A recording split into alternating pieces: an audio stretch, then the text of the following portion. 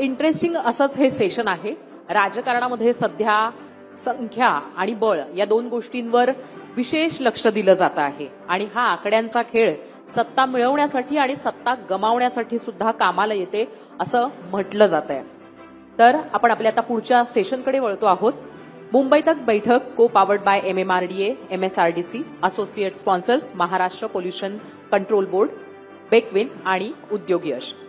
तर जसं मी मगाशी म्हटलं त्याप्रमाणे संख्या आणि बळ याच्या भोवती बऱ्याच गोष्टी अवलंबून असतात.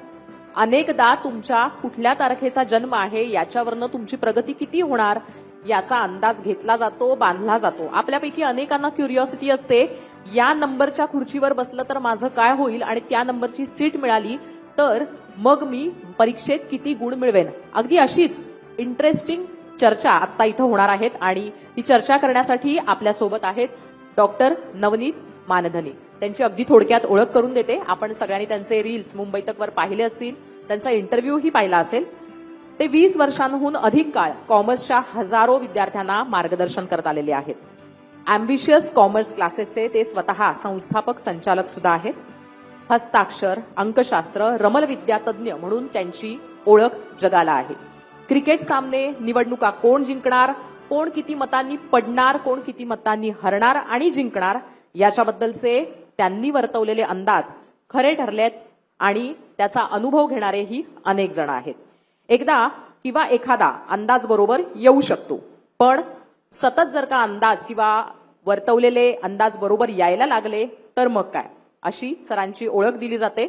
सध्या त्यांनी लेटेस्ट जे काही अंदाज वर्तवले होते ते TVK तामिळनाडूच्या इलेक्शनमध्ये थलपती विजयचा विजय आणि त्याचबरोबर पश्चिम बंगालमध्ये ममतांचा पराभव, हे त्यांनी वर्तवलेले अंदाज खरे ठरलेले आहेत.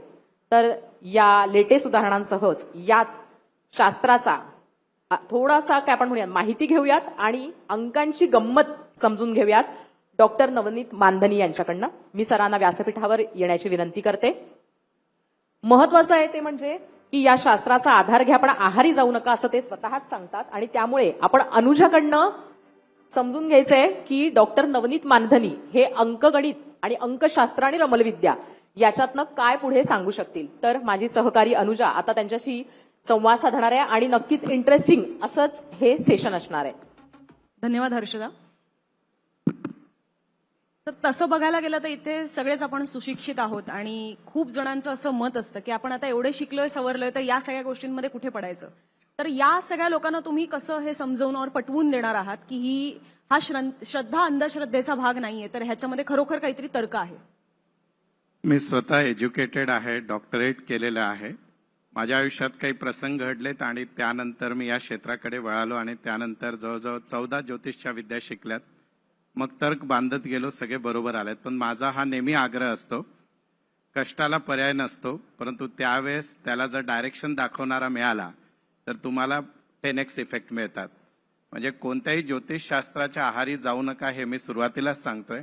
पण जर मला माहिती आहे की माझा येणारा वेळ फार चांगला आहे तर मी डबल मेहनत करायला पाहिजे, रिझल्ट 10 टाइम्स येतात. येणारा वेळ जर खराब आहे कळालं तर कुटुंबाला वेळ द्यायला पाहिजे, स्वतःला वेळ द्यायला पाहिजे, म्हणजे लॉसेस कमी होतात.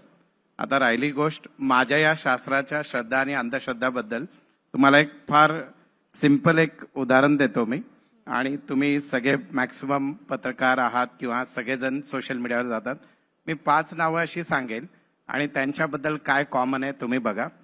जनरल बिपिन रावत, राजेश पायलट, संजय गांधी, गोपीनाथ मुंडे आणि नंतर माधवराव सिंधिया. या 5 जणांची जी डेथ झाली ती ऍक्सिडेंटल डेथ झाली आणि तुम्ही न्यूमरोलॉजिकली जाऊन चेक करा, सगळ्यांची नेम नंबर टोटल 4 होते. दादांचा ज्या दिवशी निधन झाला त्यांचा नंबर 8 होता आणि त्यांच्या त्यावेळेसचा नंबर त्यांच्या नावाचा पण 8 वर जातो. तर एखादा कोइन्सिडन्स असू शकतो, नेहमी कोइन्सिडन्स होत नाहीत. म्हणून नंबरला फार जास्त महत्व आहे आणि तो जर आपण प्रॉपर यूज केला, व्यवसायात असेल, न्यूमरोलॉजीमध्ये किंवा प्रत्येक नात्यात असतील, तर त्याचा फार जास्त इम्पॅक्ट येत असतो. नाही, पण मग ह्याच्यात हाच प्रश्न आहे ना की आता जसं तुम्ही अजित पवार म्हणालात किंवा इतरही नेते म्हणालात, त्याच वेळेला त्याच दिवशी जन्मलेले इतरही असंख्य लोक आहेत जे आज हयात असतील, ते मे बी तेवढे दुर्दैवी नसतील, म्हणजे ज्या पद्धतीने अजितदादांचं दुर्दैवी पद्धतीने अपघाती निधन झालेलं आहे. मग ही तर परिस्थिती प्रत्येक व्यक्तीची वेगळी पाहायला मिळते ना, एकाच दिवशी जन्मलेली असून सुद्धा. हा प्रश्न सगळ्यात चांगला आहे आणि मला आवडतो हा प्रश्न कोणी विचारल्यानंतर. अजितदादा, का ज्या दिवशी मुकेश अंबानी जन्माला आले असतील त्यावेळेस भारतात 10,000 लोक जन्माला आले असतील, 10,000 मुकेश अंबानी व्हायला पाहिजे होते. तर त्यामध्ये सगळ्यात नो डाऊट तुमचा एक प्रारब्धाचा भाग असतो, पण त्यानंतर असतो तुमच्या नावाची स्पेलिंग जी असते, that again plays important role. मी तर त्या पलीकडे जाऊन एक उदाहरण देतो. माझ्याकडे पुण्यात एक मॅम आल्या होत्या, त्यांच्या 2 जुळव्या मुली, म्हणजे जर जुळव्या असतील तर त्या केसमध्ये date of birth same, time पण 4-5 मिनिटाचा फरक असेल. एक मुलगी कॅन्सरच्या लास्ट स्टेजमध्ये आहे आणि एक मुलगी जी आहे ती फार चांगली हे करते. तर ती मुलगी म्हणजे आपण जे काही हे केलं त्याच्याने ती आता तरी जिवंत आहे. मला हे सांगायचं आहे, आई वडिलांचे जे कर्म असतात ते मुलांमध्ये येतात. म्हणजे जुळव्या मुलांमध्ये मोठ्यांमध्ये वडिलांचे नंबर्स असतात, लहानमध्ये आईचे. एवढी ही मेथड प्रगत आहे. आणि मी भारतीय ज्योतिषशास्त्राच्या पलीकडे जाऊन तिथं रवी, शनी, राहू असे काहीच ग्रह नाहीये. मलेशिया झालं, चायना झालं, तिथं या शास्त्राचा जास्त अभ्यास झाला. मी त्या बेसिसवर बोलत असतो, रिसर्च बेस. तर एकाच जन्माला, एकाच मातेच्या पोटी एकाच वेळेस जन्माला आलेल्या मुलांचे पण भाग्य वेगळे असतात. त्याला तुमचं नाव ठरवत असतो म्हणून वेगळे असतात. ओके, तुम्ही अनेक राजकारण्यांची नावं घेतलेली आहेत, त्यामुळे मला फार उत्सुकता आहे की पुढची राजकीय परिस्थिती जी आत्ताच्या घडीला सगळ्यांसाठीच फार अनप्रेडिक्टेबल झालेली आहे, की उद्या कोण कुठला मास्टर स्ट्रोक मारेल आपल्याला कल्पना नसते. सो आम्हाला ते जाणून घ्यायला आवडेल. पण इथे अनेक सर्वसामान्य आहेत, इन्क्लुडिंग मी, की आम्हाला याबद्दल उत्सुकता आहे की 1 ते 9 म्हणजे मुलांकबद्दल बोलायचं झालं तर तुमची जी वाढदिवसाची तारीख आहे त्याची बेरीज करायची आणि त्याचा जो अंक येईल तो तुमचा मुलांक असतो. तर असे 1 ते 9 यांच्याबद्दल तुम्ही सांगू शकाल का पटकन, की कोणाचं कोणासोबत मॅच होतं आणि कोणाचं कोणासोबत अजिबात जुळत नाही? सगळ्यात पहिले फार रील्स आहेत इंटरनेटवर, तुम्हाला सगळ्यांना मुलांक काय असतो, भाग्यांक काय असतो माहिती आहे. अनफॉर्च्युनेटली तुम्ही सगळी लोक मुलांकला फॉलो करतात, पण पैसा भाग्यांकने मिळत असतो. म्हणजे मुलांक म्हणजे ज्या तारखेला तुम्ही जन्माला येता. म्हणजे फॉर एक्झाम्पल एखादा व्यक्ती 1-10-19-28 जन्माला आला म्हणजे मुलांक 1, 2-11-20-29 म्हणजे 2, आणि पूर्ण टोटल असते डेट ऑफ बर्थ ती असते तुमचा प्रोफेशन म्हणजे भाग्यांक. पैसा कुठून मिळणार आणि तुम्ही या जगातून गेल्यानंतर कशासाठी ओळखले जाणार. म्हणजे एक एक्झाम्पल, भारताची डेट ऑफ बर्थ आपण पकडली ऑन पेपर 15 ऑगस्ट 1947. तर भारताचा मुलांक झाला 6 आणि टोटल 35 म्हणजे भाग्यांक 8. तर आता सगळ्यात पहिले एक नंबरवर येतो मुलांक 1. म्हणजे जर आज पॉलिटिकल बैठक असल्यामुळे सगळ्यांच्या डेट ऑफ बर्थ मी अज्युम करतो ओरिजिनल असतील त्या बेसिसवर बोलतोय. राहुल गांधी आहे, त्यांची डेट ऑफ बर्थ आहे 19 म्हणजे 1.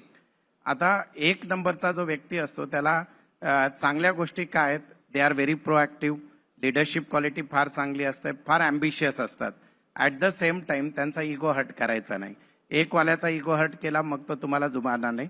अनफॉर्च्युनेटली राहुल गांधीचा नेम नंबर 8 वर येतो. मॅडमनी मगाशी विचारलं 1चा सगळ्यात मोठा शत्रू कोण आहे, तर 8 नंबर आहे. तर 1ला 8 जमत नाही, त्यासाठी पार्टनर बदलू नका, नाव बदला त्यांचं, ठीक आहे. नंतर 2 तारीख आहे. 2 म्हणजे 2, 11, 20 आणि 29. ही लोक जगातली सगळ्यात जास्त इमोशनल लोक आहेत. पौर्णिमा अमावस्येला यांचे मूड स्विंग जास्त होतात आणि यांना जगात काहीच नकोय, फक्त यांच्या इमोशनला समजून घेणारा पार्टनर लागतो. आणि याला जो समजून घेत नाही तो नंबर आहे 9. म्हणजे 2ला 9 कधीच जमत नाही. नंतर पुढे आलो नंबर 3 म्हणजे 3, 12, 21, 30. मॅम माझ्या मते 3 नंबरच्या आहेत. तर व्हेरी नॉलेजेबल, जगातला सगळा ज्ञान घ्यायचा आणि तो ओतायचा पण आहे लोकांवर, दॅट इज नंबर 3. आणि यांचा मायनस पॉइंट असा असतो की त्यांना बऱ्याचशा गोष्टी करायच्या आहेत, पण त्यांनी त्यांचे प्लॅन कोणाला सांगायला नाही पाहिजे, अदरवाईज ते फेल होतात. सो त्यांना न जमणारा नंबर आहे 6. देन म्हणजे 3 वाल्यांनी कोणाला सांगायचं नाही त्यांचे काय पुढचे प्लॅन्स आहेत, कोणाला सांगायला नाही पाहिजे. याच्यावरून एक उदाहरण देतो मी. शरद पवार साहेब आणि नरेंद्र मोदी, तुम्ही कधी त्यांचे फोटोज बघा, त्यांच्या पिक्चरमध्ये त्यांचा घड्याळ आतल्या साईडला असतो. तो काही टाइम बघायला मिळावा म्हणून नसतो. जी लोक घड्याळ आतल्या साईडला घालतात त्यांचे प्लॅन जगाला कळत नसतात. They want to keep their plan hide. अशी लोक घड्याळ आतल्या साईडला घालतात. माझा पण तुम्ही बघू शकता, right. So that is number 3. Okay, त्यांची तारीख 12 आहे शरद पवार साहेबांची. मग 4 नंबर जगातला सगळ्यात फेवरेट नंबर. यांच्या आयुष्यातले कष्ट संपतच नाही. एव्हरी डे न्यू चॅलेंज म्हणजे नंबर 4. पण जगातला एक मित्र तुमचा 4चा असावा, त्याने आयुष्यात एवढ्या गोष्टी बघितलेल्या असतात, सगळ्यात शॉर्टकट आन्सर कोणत्याही गोष्टीचा भारीवाला कोणी देऊ शकत असेल तर 4 नंबर. मग 5 वर आलो. 5, 14 आणि 23 जसे योगी आदित्यनाथ नंबर 5 आहेत. 4 नंबर देवेंद्र फडणवीस जे आहेत, अमित शहा, अजित दादा जुळतं कोणासोबत? हा, हे फार महत्वाचं आहे. 4ला समजणारे फार कमी असतात. Number 7 is the best. बाकी त्यांचा एनिमी म्हणजे नंबर 9 4ला. बाकी बरेचसे एनिमी असल्यामुळे 4च्या आयुष्यात अप अँड डाऊन फार येतात. पण मी म्हटलं 4वाल्याच्या बायकोचा रोल फार इम्पॉर्टंट आहे त्याला समजून घेण्यासाठी. 5 नंबर न्यूमरॉलॉजीचा लकी नंबर समजला जातो. 5, 14 आणि 23 बोलबच्चन असतात. आपल्या कम्युनिकेशनने गोष्टी सगळ्या मिळतात त्यांना. आणि 5ला चांगला का म्हणतात, त्यांचा कोणता दुश्मन नसतो. नंबर 5चा, दॅट इज नंबर 5. आणि पैसा जिभेने कमावतील. म्हणजे तुमच्या फील्डमध्ये 5 नंबर असेल तर तो उपाशी राहू शकत नाही. That is number 5. नंबर 6 विचार केला तर 6, 15 आणि 24 औरा फार चांगला होतो. अपोजिट सेक्स अट्रॅक्ट होतो त्यांच्याकडे. वयाने कमी दिसतात पण तुम्हाला जर त्यांच्याकडून काम करून घ्यायचंय, त्यांची फक्त स्तुती करा. They do anything for you. Number 7, 16 आणि 25 2 जग असतात. अध्यात्माशी लवकर कनेक्ट होणारी लोक आणि त्यांच्या आयुष्यात कोणतीही गोष्ट 2.5 वर्षापेक्षा जास्त टिकत नाही. म्हणजे लिमिटेड टाइम पर्यंत गोष्टी असतात. म्हणून IT मध्ये जाणारी लोक सगळ्यात जास्त 7 नंबरची असतात. जॉब चेंजेस करतात. त्यांना आवडणारा नंबर 2 आणि अपोजिट नंबर त्यांना जो आहे 7ला, त्यांना 8 चालत नाही, 9 चालत नाही. 7ला बरेचसे हे आहेत पण 2 इज द बेस्ट पार्टनर. आपले आध्यात्मिक जेवढे गुरु आहेत भारतातले सो कॉल्ड, आता सगळ्यांचा नंबर 7 आहे आणि सांसारिक जीवनातून लवकर बाहेर पडतात. मग जेवढे पण 7 नंबरचे आहेत. 8 नंबर मोदीजींचा नंबर 8, 17, 26 आपण म्हणतो त्याला लेबरस, म्हणजे 18 तास काम करणारा व्यक्ती जर कोणी असेल तर तो 8 नंबर. आणि जगात सगळ्यात प्रामाणिक लोक as compare to other number 8ची असतात. पण नशीब भाग्योदय 40 नंतर होतो आयुष्यात जर मुलांक चांगला असेल तर. आणि यांना खरं बोलणारी लोक आवडतात. 8वाला जेव्हा बैमान होतो तेव्हा तो रोडवर येतो. That is number 8. आणि 9 नंबर 9, 18 आणि 27 अशी लोक की ज्यांना राग फार आहे पण लोकांना असं वाटतं त्यांना फार राग आहे, परंतु ते मनाने फार म्हणजे आपण म्हणतो कर्णासारखा त्यांचा हृदय असतो. That is 9. 9ला 4 जमत नाही पण 1 फार चांगला जमतो. 9 is one of the good number in the numerology. असे 1 ते 9 आहेत. आणि मी 40,000 लोकांचा रिसर्च केलाय, त्यांच्या सह्यांचे रिसर्च केलेत, त्या बेसिसवर मी हे सगळं बोलतोय. अच्छा, पण न्यूमरोलॉजी आणि सही ह्याचा काय संबंध? सह्यांमध्ये काय फार आकडे नसतात? येस, आता सहींचा एक याच्यात हे पण दिलेला आहे, तुम्ही पाहिजे तरी तर ठेवू पण शकता, तो बघू शकता. मला सगळ्या पॉलिटिशियनच्या तुम्ही जर सह्या बघितल्यात तर यात सगळ्यात वरती नरेंद्र मोदीची सही आहे, जे 2 प्रकारच्या सह्या करतात. तो यांना सर्कल केलेला आहे. जे पण व्यक्ती सिग्नेचर मध्ये सर्कल करतात ते आतल्या गाठीतले असतात, त्यांचे कोणतेच प्लॅन कोणाला कळत नाही. सेकंड सिग्नेचर बघितली फडणवीस साहेबांची आहे, त्याच्यात अप अँड डाऊन आहे आणि खाली फार डाऊन मध्ये जात आहे. कोणताही शत्रू तो आता दाखवताना नसेल पण जोपर्यंत त्याचा काटा काढला जाणार नाही तोपर्यंत चैनीत बसायचं नाही. That is that signature. आणि त्यातल्या त्यात त्यांचा नंबर 4 आहे. ओके. नंतर तिसरी सिग्नेचर पवार साहेबांची आहे. तुम्ही जर मोदी साहेबांची सेकंड सिग्नेचर बघितली, दोन्ही सेम आहे म्हणजे सिमिलर आहेत.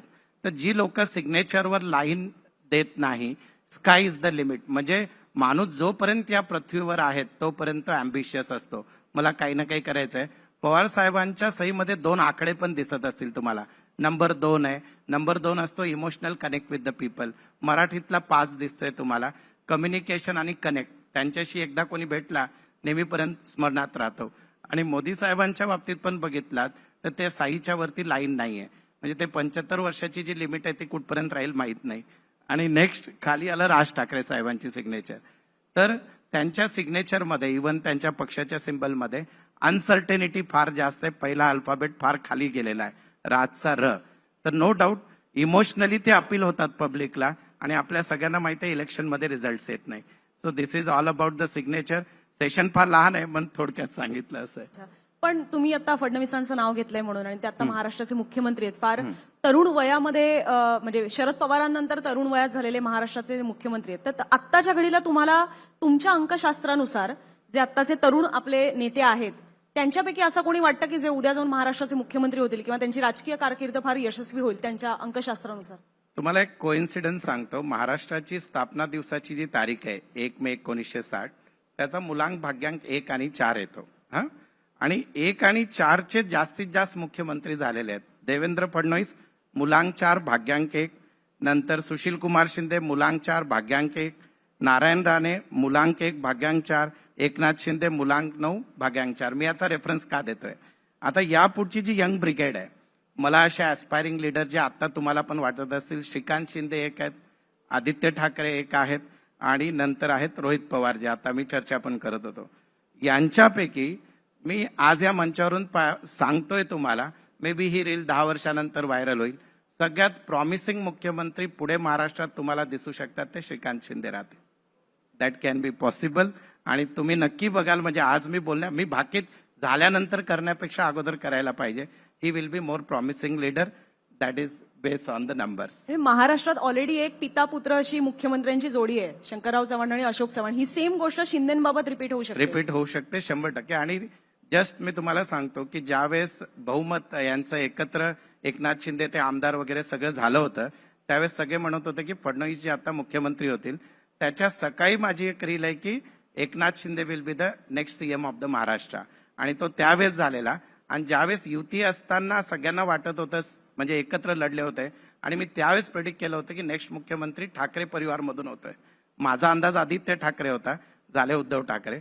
तर अशा प्रकारे न्यूमरॉलॉजी काम करत असते. पण असं काय आहे श्रीकांत शिंदेच्या त्या मूल्यांक किंवा भाग्यांकात मी त्यांचं हे जसं prediction आहे? महाराष्ट्राचा जो पण व्यक्ती ज्याचा मुलांक किंवा भाग्यांक 4 असेल, तो राजकारणात सगळ्यात जास्त टिकणार आहे. फर्स्ट एक्झाम्पल म्हणजे हे 4 मी नावं वाचून दाखवली. फडणवीस साहेब आणखी बराच काळ राहतील. आणि next promising no doubt Aditya ठाकरेंची पण डेट ऑफ बर्थ 4 आहे, 13 आहे. परंतु कम्पॅरेटिव्हली भाग्यांक तेवढा सपोर्ट करत नाही. सो हे 2 प्रॉमिसिंग जास्त वाटतात, पण त्यातल्या त्यात श्रीकांत शिंदे जास्त. अच्छा, म्हणजे त्या दोघांमध्ये पण कॉम्पिटिशन असू शकते. आता शिवसेना पण श्रीकांत शिंदेना जास्त स्कोप आहे. Yes yes. ओके. आता मला आणखीन थोडं, आज तुम्ही 10 वर्षांच्या नंतरचं सांगितलं, थोडं मला अजून लवकरच यायचं ते म्हणजे 2029. ज्या पद्धतीने महाराष्ट्रात आणि देशपातळीवर सुद्धा सगळ्या घडामोडी सुरू आहेत, तर खूप लोकांना उत्सुकता आहे की 27, 28, 29 मध्ये सुद्धा काय होऊ शकतं. खास करून 2029ला काय होऊ शकतं महाराष्ट्र किंवा देशपातळीवर? मी थोडंसं तुमच्या एवढं नाही, पण थोडंफार पॉलिटिक्सच्या गोष्टी फॉलो करत असतो. त्यामध्ये युपीचा इलेक्शनचा रोल फार महत्वाचा असणार आहे. आणि त्यामध्ये for Yogi Adityanath time is very difficult. आणि जर युपीमध्ये काही झालं तर डेफिनेटली, आणि माझा एक आणखी प्रेडिक्शन आहे की काँग्रेसच्या सीट्स 2029 मध्ये वाढणार आहेत. बट डेफिनेटली मुख्यमंत्री पंतप्रधान राहुल गांधी होणार नाही आणि मोदीजी पण होणार नाहीये. That is my prediction for 2029. But बीजेपीची गव्हर्नमेंट येण्याचे चान्सेस जास्त आहेत. कोण बनू शकतं हे मी कॅल्क्युलेट केलेलं नाहीये. बट डेफिनेटली मोदीजी पुढची शपथविधी पंतप्रधान पदासाठी घेण्याचे चान्सेस फार कमी आहेत, असं माझं शास्त्र सांगतंय. महाराष्ट्रात कारण की 4 महिन्यांच्या फरकाने निवडणुका होतात. Yes. तुम्ही श्रीकांत शिंदे तर 10 वर्षानंतर सांगितलं, आम्हाला पुढच्या 3 वर्षानंतरचे समजलं. महाराष्ट्रामध्ये मला आता पण वाटतंय की परत एकदा शिंदे साहेबांना चान्स मिळेल, एकनाथजी शिंदेना. माझं प्रेडिक्शन आहे 2029 साठी. सिद्धेश कदम इथे आलेले आहेत, ते फार खुश झाले. नमस्कार. म्हणजे हा मनात अच्छा, ते त्यांच्या मनातलं बोल. नाही. आणि एक मी सामान्य माणूस आहे, आम्हाला भेटताना पण असं वाटतं की एखादा जनतेच्या जवळचा म्हणजे फडणवीस पण जवळचेच आहेत, पण तो इन शॉर्ट असं एक त्यांचे नंबर्स पण सूट होत आहेत त्यावेळेससाठी असं आहे. शिंदेचा वाढदिवस 9 बरोबर? कधी? 9. 27 तारीख 9. हा, मग- ते पण 9 आणि 4च्या कॉम्बिनेशनचे आहेत. अच्छा, आणि भाग्यांक 2029ची तारीख जी आहे ना, त्याची टोटल 4 येते सर. रिमेंबर दिस. सो शिंदे साहेबांना जास्त फेवरेबल टाइम आहे. Work on it. So Shinde repeat होणार आणि प्लस श्रीकांत शिंदे सुद्धा होणार. येस. माझा तर फार जास्त विश्वास आहे. बाकी डिटेल आणखी बघितल्यानंतर सांगता येईल. अच्छा, ओके. 27, 28, 29 मध्ये अजून काही महाराष्ट्रात घडामोडी? माझ्या मते आता काही बघायचं राहिलंच नाहीये महाराष्ट्रामध्ये. काही दिवसांतर 288 एकाच साईडला बसतील असं वाटतंय. बरोबर. तर त्यामुळे ॲज अ कॉमन मॅन मला असं वाटतंय की बऱ्याचशा घडामोडी झालेल्या आहेत, चालू आहेत. आता इव्हन मंत्रिमंडळ विस्तार वगैरे सगळ्या गोष्टी. पण तुम्ही एक फार इंटरेस्टिंग गोष्ट, ज्या जागेवर आपण बसलोय ना त्याच्याशी कनेक्टेड बोलतोय. बहुतेक तो प्रश्न पण तुमचा येईल पण पुढे. आपल्या जी महाराष्ट्राची आणि गुजरातची माझ्या मते डेट ऑफ ही सेम आहे, स्थापना दिवस. आणि त्यामध्ये महाराष्ट्र जोपर्यंत भारत देश आहे तोपर्यंत नंबर 1 वरच राहण्याचं कारण तुम्हाला सांगतो मी. महाराष्ट्राची जोपर्यंत राजधानी मुंबई आहे आणि मुंबईमध्ये जिथं मंत्रालय आणि आपण ज्या ठिकाणी आता बसलोय, एक वास्तूमध्ये आहे ना साऊथ वेस्ट कॉर्नर असतो, तो फक्त आणि फक्त मुंबईच्या मंत्रालयाला मिळालेला आहे. म्हणून भारताची प्रगती आणि मे बी आजच्या 5 वर्षानंतर हा कार्यक्रम झाला तेव्हा Mumbai should be the first choice before Dubai अशी कंडिशन येईल. त्यामुळे महाराष्ट्रच नंबर 1 वर राहणार आहे. म्हणजे पुढचा विजन जो आहे पूर्ण, म्हणून इथं जर नेते चांगले मिळालेत महाराष्ट्राला तर डेफिनेटली महाराष्ट्र आणि पुणे या दोन्ही गोष्टी प्रॉपर राहणार. मुंबई पुणे येस येस, आणि ते महाराष्ट्राचेच भाग राहतील. Yes. ओके, थोडं आता राजकारणाच्या पलीकडे, कारण आपण शेवटाला आलेलो आहोत, तर एक असं असतं, तुम्ही सह्यांचा मुद्दा सांगितलात, नावांचा सांगितलात, तसंच बरेच जण ह्याच्यावर रेमेडी म्हणून नाव बदलायला सांगतात. म्हणजे हे खूप जणांचं असं आहे की कपूर मधला डबल ओ काढून यू करा किंवा यू काढून डबल ओ करा, हे सुद्धा रेमेडीज सांगितले जातात. आता आपण मुंबई पुण्याचा विषय निघाला म्हणून, ब्रिटिश असताना पुण्याचं नाव POONA असं होतं आणि ते आपण पुणे केलं, ते आपण पुणेच बोलत होतो. बॉम्बेचं मुंबई झालं, तर हे नावं बदलल्यामुळे सुद्धा काही फरक पडतो का? 100% पडतो. जी लोक पुण्यात बिल्डर्स वगैरे आहेत त्यांना विचारा. माझ्या मते 98 नंतर पुण्याचा पुणे झाला आणि पुणेची स्पेलिंग 24 वर येते. 24 म्हणजे शुक्राचा अंक. माझ्या मते जमिनीच्या ज्या लेवलमध्ये एकर्सचे रेट स्क्वेअर फूटमध्ये कन्वर्ट जर कोणत्या शहराचे सगळ्यात फास्टेस्ट झाले असतील तर ते पुणे आहे. This is the impact of name. आणि दुसरा एक एक्झाम्पल देतो मी, म्हणजे निर्जीवाला पण नावाची किती हे असते. मुंबईचं नाव बॉम्बेवरून मुंबई झाला, दॅट इज 18 म्हणजे परत 9 आला. तर तो आपल्या महाराष्ट्राचा जो दिवस आहे 1ला तो सगळ्यात पूरक नंबर आहे, म्हणून मुंबई इज बेटर. पण तो मुंबईमध्ये नॅचरल कलॅमिटीज जास्त येतात किंवा अचानक गोष्टी जास्त होतात, तो त्याचा डिसएडव्हान्टेज आहे 18 नंबरचा. आणि इथं 2 विचार प्रवाहातली लोक आलीत. मग एक एकदम प्रॉपर महाराष्ट्रवादी आणि एकदम अपोजिट असे 2 because of the name change. एक जो एक्झाम्पल निघाला म्हणून सांगतो, बिरा कंपनी होती, त्यांना नाव बदलावं लागलं. त्या कंपनीचा 750 कोटीचा नुकसान झाला. So when you change the name, proper नावावर आलं तर माणूस फर्स्ट से अर्श तक जाऊ शकतो. नाव जर आपण एखादी रील बघून बदलला तर तो रस्त्यावर येऊ शकतो. दिस इज द एक्झाम्पल. मी स्वतः एक लिमिटेड कंपनीचा डायरेक्टर आहे. आमच्या कंपनीचं नाव जेव्हा आम्ही बदललं 2023 मध्ये, डायरेक्ट 21 कोटी प्रॉफिट होता, तो 260 कोटीवर आला. So this is the impact of name. सजीवांवर पण होतो आणि निर्जीवांवर होतो. मला एक जाता जाता शेवटचं, की ह्याच्यावर किती विश्वास ठेवावा, कारण बरेच जण असं म्हणतात की ज्योतिष सुद्धा माहितीसाठी समजून घ्या, पण त्या गोष्टीच्या आहारी जाऊ नका. म्हणजे त्याच्यानंतर लोक असं होतात की ते एवढे चिंतेत पडतात, एवढे त्या नैराश्याच्या गर्तेत जातात जर काही निगेटिव्ह गोष्ट असतील तर, आणि त्याच्यातच अर्ध्या गोष्टी संपून जातात.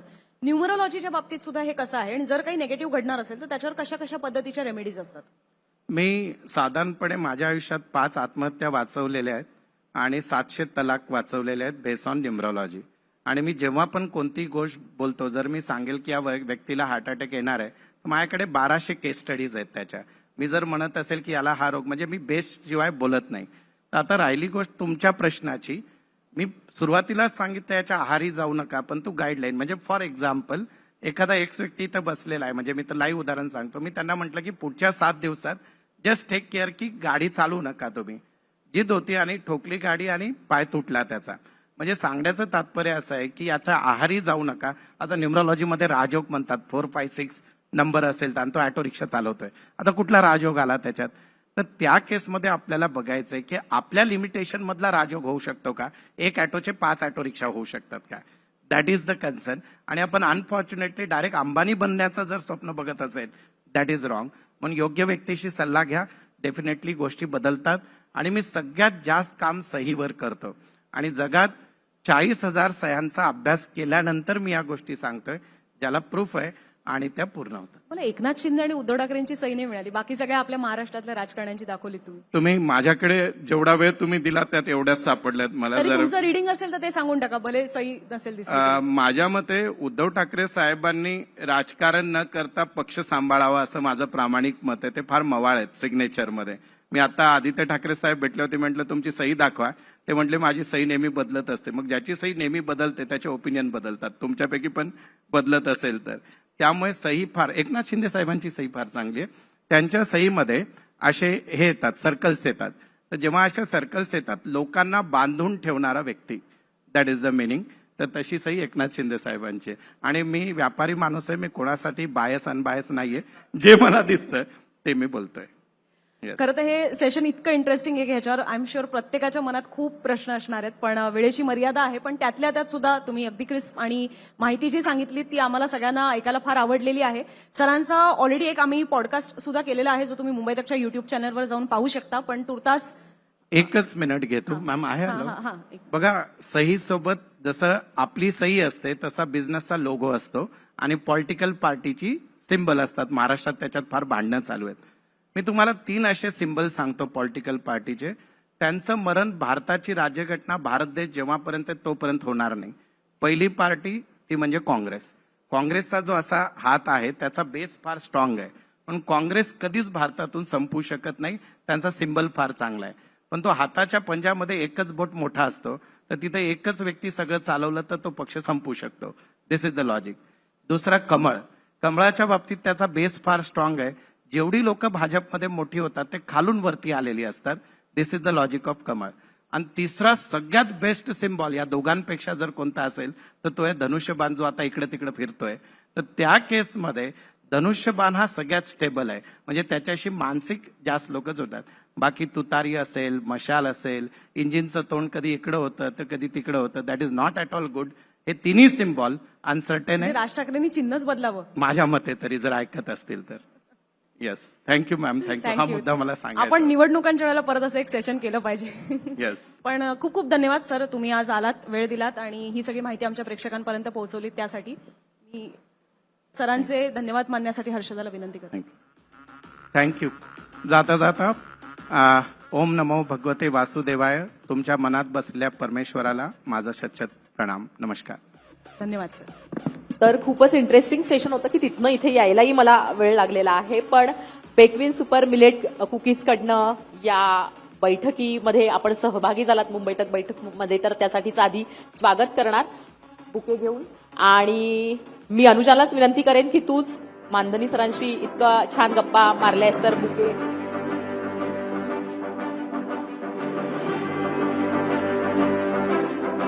तसंच सर एकच मिनिट, पेक्विन सुपर मिलेट कुकीजकडनं हे हॅम्पर सुद्धा आहे तुम्हाला.